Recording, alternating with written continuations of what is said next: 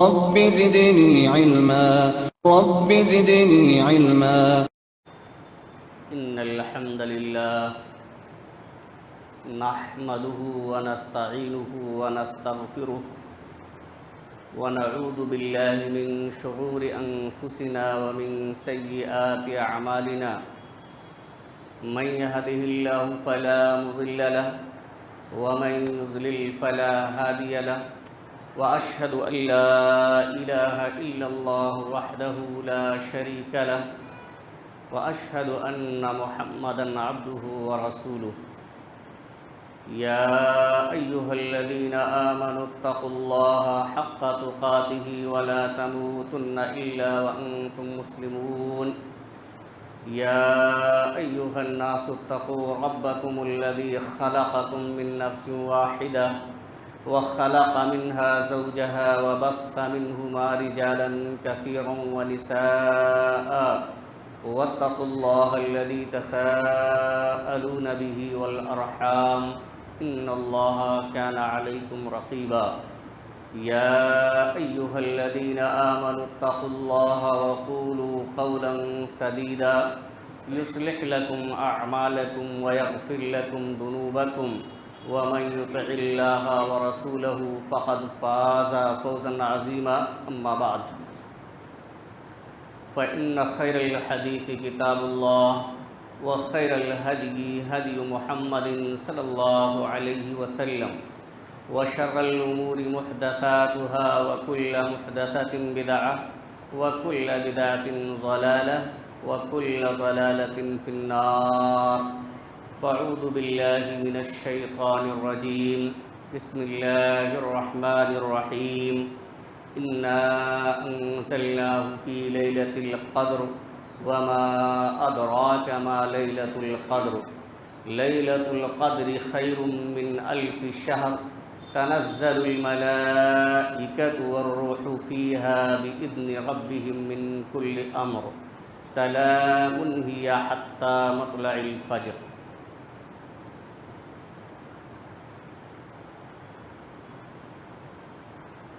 وقال رسول الله صلى الله عليه وسلم: من قام ليلة القدر إيمانا واحتسابا غفر له ما تقدم من ذنبه.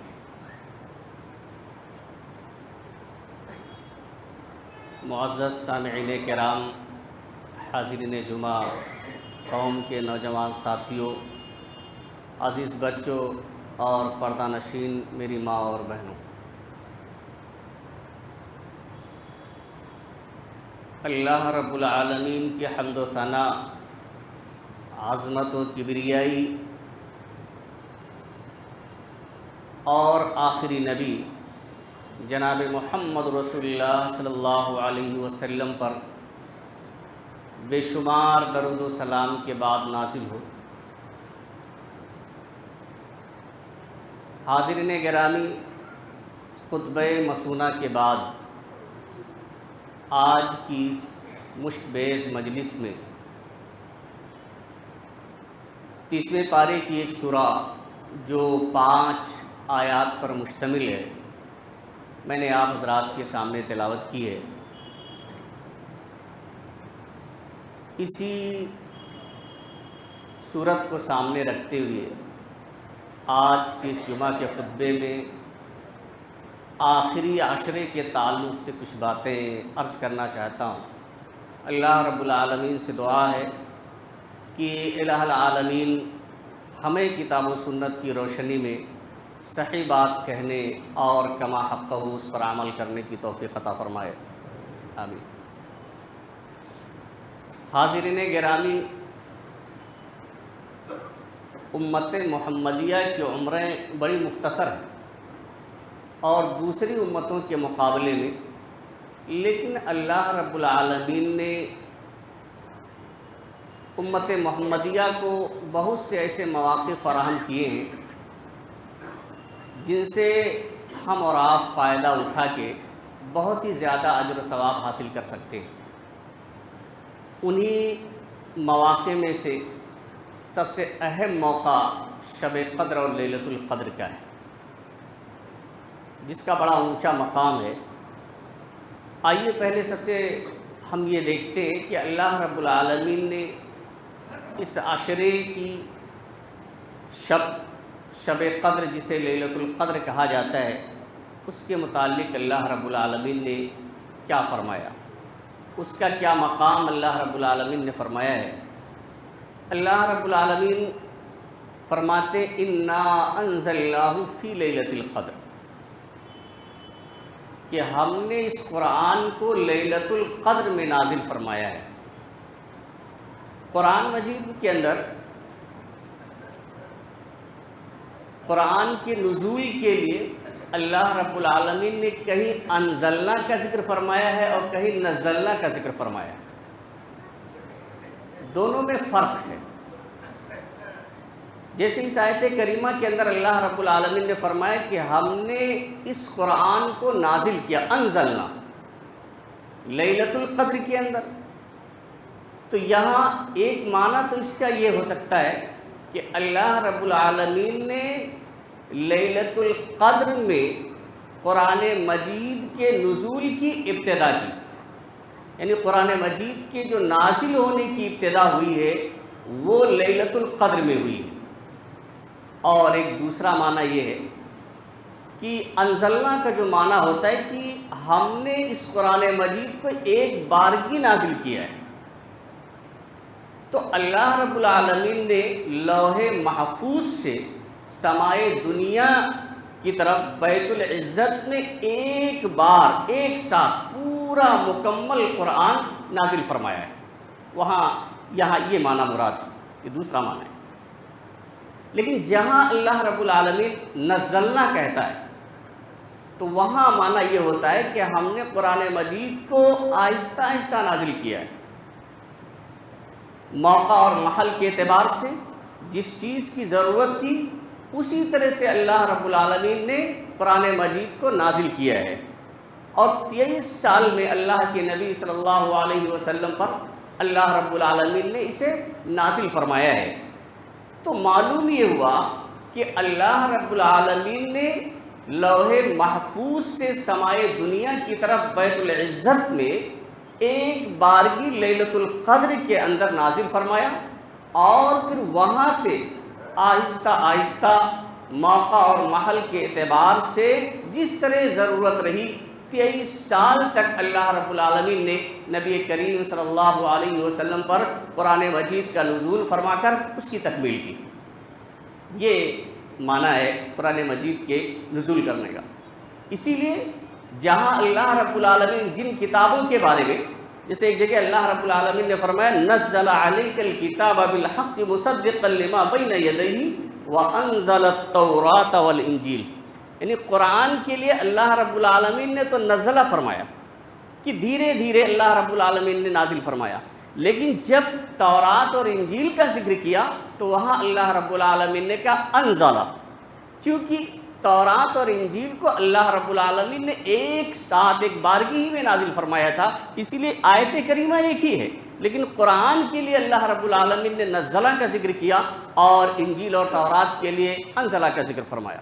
بہرحال تو یہ اللہ رب العالمین نے لیلۃ القدر میں نازل فرمایا ہے۔ تو قرآن چونکہ یہ کتاب ہدایت ہے، سب سے زیادہ مقدس کتاب ہے، اور یہ ہمارے آخری نبی جناب محمد رسول اللہ صلی اللہ علیہ وسلم پر جبریل امین کے واسطے سے نازل کی گئی ہے، تو شب قدر میں نازل کی گئی ہے، جس کی وجہ سے اس رات کی اہمیت بہت زیادہ بڑھ جاتی ہے۔ اب لیلۃ القدر ہے کیا چیز؟ تو قدر کا ایک معنی تو یہ ہوتا ہے مقام و مرتبہ، عزت، یعنی مقام و مرتبہ والی رات، عزت والی رات۔ چونکہ اللہ رب العالمین کے ہاں اس رات کا بڑا اونچا مقام ہے، بڑی عزت اور والی رات ہے، بڑی محترم رات ہے، اس لیے اللہ رب العالمین نے اسے لیلۃ القدر کہا ہے کہ ہم نے اس قرآن کو مقام و مرتبہ والی رات میں، عزت والی رات میں نازل فرمایا ہے۔ اور قدر کا ایک معنی ہوتا ہے اندازہ کرنا، فیصلہ کرنا، چونکہ یہی وہ رات ہوتی ہے جس میں سال بھر انجام دیے جانے والے فیصلے کیے جاتے ہیں اللہ رب العالمین کی طرف سے، اس لیے اللہ رب العالمین نے اسے لیلۃ القدر سے تعبیر کیا کہ ہم نے اسے شب قدر لیلۃ القدر یعنی اس رات میں نازل فرمایا ہے جس رات میں تمام کام کے امور انجام دیے جاتے ہیں۔ اور قدر کا ایک معنی تنگی کا بھی ہوتا ہے، یعنی اللہ رب العالمین یہاں یہ فرماتا ہے کہ ہم نے اس قرآن کو تنگی والی رات میں نازل کیا ہے۔ اب تنگی والی رات کا کیا مطلب ہے؟ اللہ رب العالمین کے حکم سے جبریل امین علیہ السلام فرشتوں کی ایک کثیر تعداد کے ساتھ اس رات میں نزول فرماتے ہیں، یعنی اللہ رب العالمین کے حکم سے جبریل امین علیہ السلام اس رات کے اندر بہت سارے فرشتوں کے ساتھ نزول فرماتے ہیں، جس سے زمین تنگ پڑ جاتی ہے۔ اس لیے اللہ رب العالمین یہاں فرماتے ہیں کہ ہم نے اس قرآن مجید کو تنگی والی رات میں نازل فرمایا ہے۔ تو بہرحال تینوں جو معنی بیان کیے گئے ہیں وہ اپنے معنی اور مفہوم کے اعتبار سے صحیح ہیں، تینوں چیزیں اس رات کے اندر پائی جاتی ہیں۔ آگے اللہ رب العالمین بندوں کو مخاطب کرتے ہوئے کہتا ہے، اللہ رب العالمین نے اللہ کے رسول صلی اللہ علیہ وسلم کو خطاب کیا اور تمام اس مخاطب خطاب میں شامل ہے کہ وَمَا أَدْرَاكَ مَا لَيْلَةُ الْقَدْرِ۔ اللہ رب العالمین نے فرمایا کہ ہم نے اس کو لیلۃ القدر میں نازل فرمایا ہے، لیکن یہ واضح کر دیا کہ مخلوق کے بس کی بات نہیں ہے اس کی گہرائی تک پہنچنا۔ اس رات کی فضیلتیں بہت ساری بتائی گئی، اللہ تعالیٰ نے بھی اشارہ کیا، اللہ کے رسول صلی اللہ علیہ وسلم نے وضاحت کی، لیکن یہاں اللہ رب العالمین نے اس بات کی وضاحت کر دی ہے کہ یہ مخلوق کے بس سے باہر ہے کہ اس کی گہرائی کو وہ پہنچ سکے، اس کے مقام و مرتبہ کو بخوبی وہ سمجھ سکے، یہ اس کے بس کی بات نہیں ہے، یہ صرف اللہ ہی جانتا ہے کہ اس کا مقام و مرتبہ کتنا اونچا ہے۔ تو فرمایا وَمَا أَدْرَاكَ مَا لَيْلَةُ الْقَدْرِ، آپ کو کیا پتہ کہ لیلۃ القدر ہے کیا چیز، شب قدر ہے کیا چیز؟ لیلۃ القدر خیر من الف شہر، لیلۃ القدر 1000 مہینوں سے افضل ہے۔ دیکھیے یہاں خیر یہ اسم تفضیل کا صیغہ ہے، اللہ رب العالمین نے یہاں یہ نہیں کہا ہے کہ 1000 مہینوں کے برابر ہے، ایسا نہیں ہے، بلکہ 1000 مہینوں سے افضل ہے۔ اب وہ کتنا افضل ہے یہ اللہ ہی جانتا ہے، اور 1000 مہینے اگر آپ کاؤنٹ کریں، شمار کریں تو 83 سال 4 مہینے بنتے ہیں۔ گویا کہ ایک رات جو شب قدر ہے، لیلۃ القدر ہے، اگر کوئی شخص پا لیتا ہے اور اس پہ اللہ رب العالمین کی توفیق سے عبادت کرتا ہے، اپنے گناہوں سے معافی مانگتا ہے، اللہ کے سامنے حاضر ہو کر کے روتا اور گڑ گڑاتا ہے، اسے دعائیں کرتا ہے، تو گویا کہ اس نے 83 سال 4 مہینے اس نے عبادت کی۔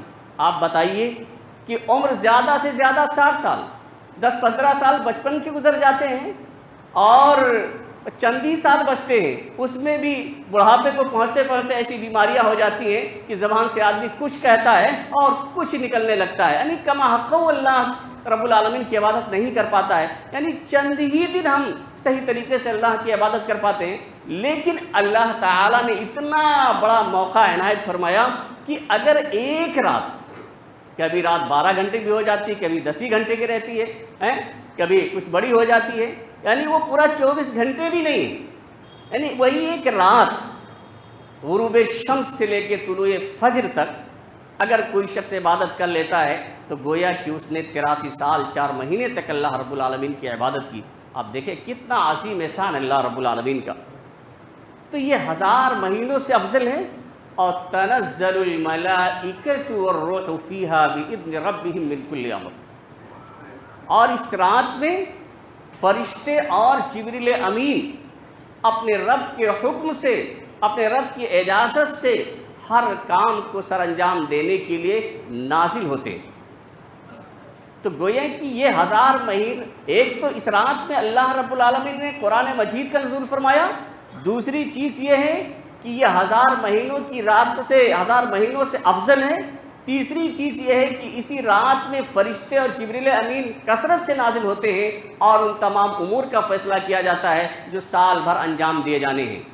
پھر آگے اللہ رب العالمین فرماتے ہیں سلام، یہ رات سراسر سلامتی کی ہوتی ہے۔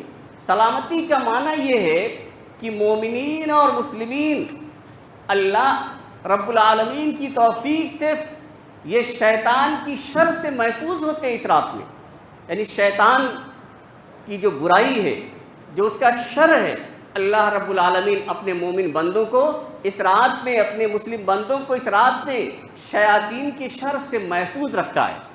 اور سلام کا ایک معنی یہ بھی ہے کہ فرشتے مومنین کو سلام عرض کرتے ہیں، یعنی فرشتے ان کے لیے سلامتی کی دعا کرتے ہیں، ان پر سلام عرض کرتے ہیں۔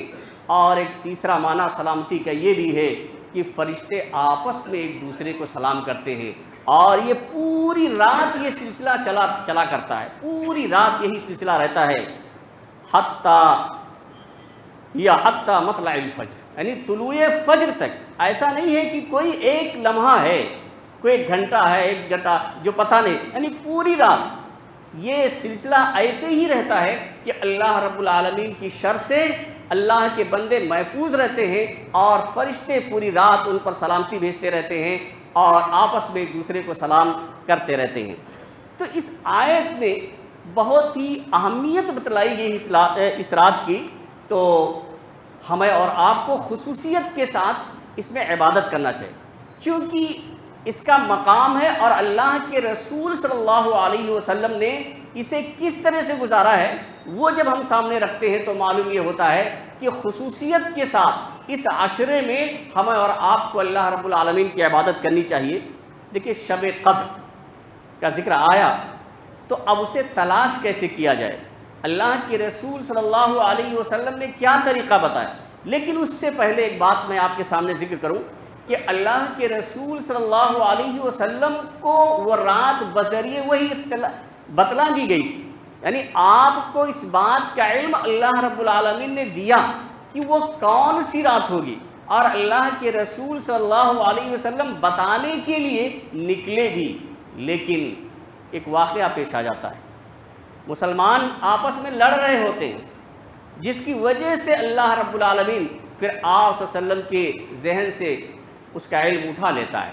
حدیث کے الفاظ ہیں، عبادہ بن صامت رضی اللہ تعالیٰ عنہ کہتے ہیں کہ خرج النبی صلی اللہ علیہ وسلم لیخبرنا بلیلۃ القدر فتلاحى رجلان من المسلمین، کہ اللہ کے رسول صلی اللہ علیہ وسلم ہمیں یہ بتانے کے لیے کہ لیلۃ القدر شب قدر کون سی رات ہے، 10 رات یا طاق راتوں میں تلاش کرنے کی ضرورت ہی نہیں پڑتی،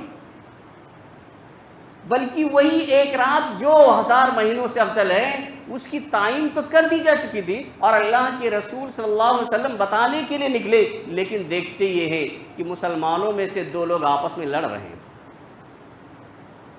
مسلمانوں میں سے 2 لوگ آپس میں بحث و مباحثہ کر رہے ہیں، تکرار کر رہے ہیں، تو میں کر رہے ہیں۔ فقال، تو آپ صلی اللہ علیہ وسلم نے فرمایا کہ خرجت لأخبرکم بلیلۃ القدر فتلاحى فلان وفلان فرفعت، آپ نے فرمایا کہ میں اسی لیے نکلا تھا کہ تمہیں بتا دوں کہ لیلۃ القدر کیا ہے، لیکن فلاں جھگڑ رہے تھے تو یہ علم مجھ سے اٹھا لیا گیا۔ وَعَسَىٰ أَن يَكُونَ خَيْرًا لَكُمْ، لیکن آکے آپ نے فرمایا کہ ہو سکتا ہے، بہت ممکن ہے کہ یہ تمہارے حق میں بہتر ہو۔ ظاہر سی بات ہے کہ ایک رات کی تلاش میں آدمی 5 طاق راتوں میں محنت کرے گا تو ظاہر سی بات ہے ایک رات تو اسے ملے گی ہی، اور 4 راتیں مزید وہ اللہ تعالیٰ کی عبادت کرے گا، اس کا اور اجر و ثواب ملے گا۔ اسی طرح سے 10 راتوں میں وہ اعتکاف کرے گا تو اسے مزید اجر و ثواب ملے گا۔ تو اللہ کے رسول صلی اللہ علیہ وسلم نے فرمایا کہ وَعَسَىٰ أَن يَكُونَ خَيْرًا لَكُمْ، امید ہے کہ یہی بات تمہارے لیے بہتر ہو۔ فَالْتَمِسُوهَا فِي التَّاسِعَةِ وَالسَّابِعَةِ وَالْخَامِسَةِ، تو تم اسے 27ویں، 29ویں اور 25ویں میں تلاش کرو۔ اسی طرح سے یعنی طاق راتوں کا ذکر فرمایا۔ اسی طرح سے ایک دوسری روایت میں اللہ کے رسول صلی اللہ علیہ وسلم نے فرمایا کہ تحروا لیلۃ القدر فی الوتر من العشر الاواخر من رمضان، تم شب قدر رمضان کے آخری عشرے کی طاق راتوں میں تلاش کرو، یعنی 21ویں، 23ویں، آج 23ویں کی رات آئے گی، 25ویں 27ویں اور 29ویں کو یہ تلاش کرو رمضان کے مہینے میں۔ یہ واضح کر دیا گویا کہ شب قدر رمضان کے مہینے بھی ہے اور آخری عشرے میں ہے اور طاق راتوں میں یہ آتی ہے۔ اس لیے اگر کوئی شخص طاق راتوں میں اللہ رب العالمین کی عبادت کرتا ہے اور اس رات کو تلاش کرتا ہے تو اس کے ملنے میں کسی طرح کا ہمارے اور آپ کے اندر شبہ نہیں ہونا چاہیے، شک نہیں ہونا چاہیے، کیونکہ یہ فرمان رسول ہے اور اللہ کے رسول صلی اللہ علیہ وسلم کا فرمان غلط نہیں ہو سکتا ہے۔ اب ایک چیز یہ ہے کہ جب شب قدر ہو تو ہم اور آپ کون سی دعا پڑھیں؟ اللہ کے رسول صلی اللہ علیہ وسلم نے، آپ دیکھیں جیسے یہ مختصر رات ہے اور ایک ہی رات ہے ایسے، اور اس کا اونچا بہت مقام ہے، ایسے اللہ رب العالمین نے دعا بھی بہت ہی مختصر سکھلا دی ہے، بہت ہی مختصر دعا ہے۔ آپ دیکھیں حضرت عائشہ صدیقہ رضی اللہ تعالیٰ عنہ کہتی ہیں کہ قلت یا رسول اللہ، کہ میں نے کہا اللہ کے رسول صلی اللہ علیہ وسلم ارأیت ان علمت ای لیلۃ لیلۃ القدر ما اقول فیہا۔ حضرت عائشہ صدیقہ رضی اللہ تعالیٰ عنہ کہتی ہیں کہ اے اللہ کے رسول صلی اللہ علیہ وسلم آپ بتائیں کہ اگر ہمیں معلوم ہو جائے کہ لیلۃ القدر کون سی رات ہے، یعنی شب قدر میں، تو ہم کون سی دعا پڑھیں؟ تو اللہ کے رسول صلی اللہ علیہ وسلم نے فرمایا کہ تم قولی، یہ دعا پڑھو، کیا؟ اللہم انک عفو تحب العفو فاعف عنی۔ بہت مختصر سی دعا ہے، اللہم انک عفو، اے اللہ تو بہت زیادہ معاف کرنے والا ہے، درگزر کر دینے والا ہے، فاعف عنی، اس لیے تم میرے گناہوں کو معاف کر دے۔ یہاں ایک بات بتاؤں آپ کو، ایک ہے عفو اور دوسرا ہے مغفرت۔ عفو کا جو معنی ہوتا ہے، ایک جماعت نے، دیکھیں اس کے مختلف معنی بیان کیے گئے ہیں لیکن وقت چونکہ اس میں بہت کم ہوتا ہے، ایک معنی میں آپ کے سامنے ذکر کر دیتا ہوں۔ عفو کا ایک معنی ہے ڈیلیٹ کر دینا، مٹا دینا، یعنی بندہ اللہ رب العالمین سے یہ دعا کرتا ہے کہ الہ العالمین ہم سے جو گناہ ہو گئے ہیں تو میرے گناہوں پہ پردہ ڈالنے کی بات نہیں ہے، بلکہ گناہوں کو سرے سے تو ڈیلیٹ کر دے، اسے مٹا دے سرے سے۔ یہ دعا کرتا ہے بندہ کہ اللہم انک عفو، اے اللہ تو معاف کرنے والا ہے، درگزر کرنے والا ہے، فاعف عنی، تو میرے گناہوں کو مٹا دے۔ اور ایک ہے مغفرت، جس میں گناہ کو مٹانے کی بات نہیں ہے بلکہ اس پر پردہ ڈالنے کی ہے۔ جیسے یہ پرچی آپ کے سامنے ہے، اس میں کچھ آیات اور کچھ احادیث لکھی ہوئی ہیں، اب اس کے اوپر سے پردہ ڈال دیا جائے تو یہ مغفرت ہے، گویا کہ سطر، یعنی اس پہ پردہ ڈال دینا، تو وہ مغفرت ہے۔ اور اگر اس کو سرے سے مٹا دیا جائے تو یہ عفو ہو جائے گا۔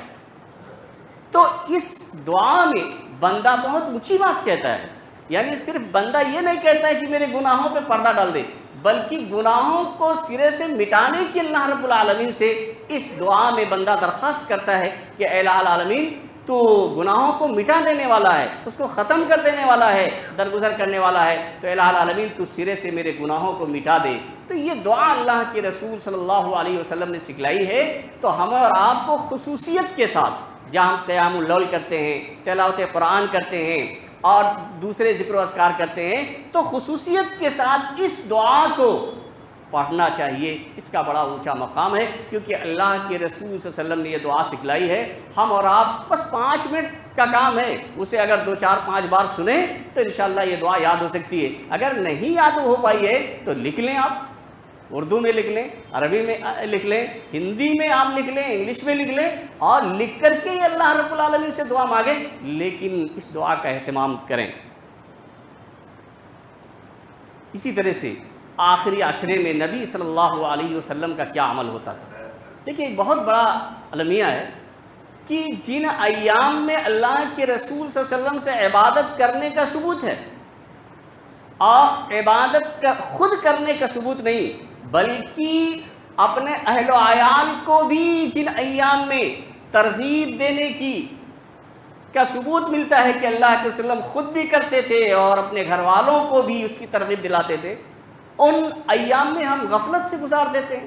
لیکن جن ایام میں کوئی ثبوت نہیں ہوتا ہے تو اس میں طرح طرح کی بدعات اور طرح طرح کی عبادات ایجاد کر لیتے ہیں۔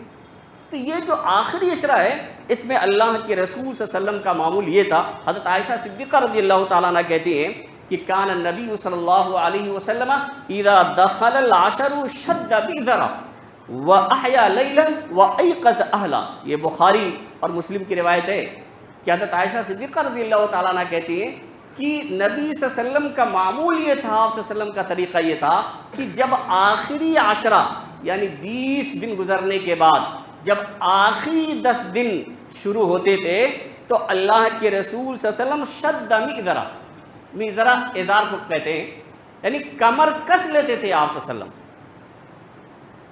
آپ صلی اللہ علیہ وسلم کمر کس لیتے تھے. کمر کس لینے کا معنی کیا ہے؟ یعنی آپ اللہ تعالیٰ کی عبادت کے لیے مستعد ہو جاتے تھے, چاق و چوبند ہو جاتے تھے. کمر کس لینے کا مطلب یہ ہے جیسے ہم اور آپ اپنی زبان میں بھی بولتے ہیں کہ فلاں کام کے لیے ہم نے کمر کس لیا ہے.